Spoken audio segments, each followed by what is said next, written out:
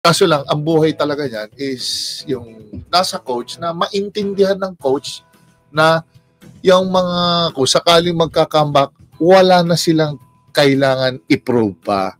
Kasi kung kukunin mo si James Yap, kukunin mo si Pingris, kukunin mo yung mga nag-shine dyan sa MPBL o kung sa mga liga, NBL, PSL, tapos sabi mo, hindi, pare, kailangan, you should work as hard as these players kasi unfair sa kanila.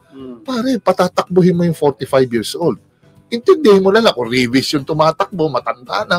Siyempre, di ba, iba naman yan, pare, pagdating sa game, alam mo naman paano na gawin, paano na, saan na sila papasok sa laro eh. Yung smarts nila sa laro, yun na lang lalabas, yung gulang, experience, yung papaano nila, how to provide stability.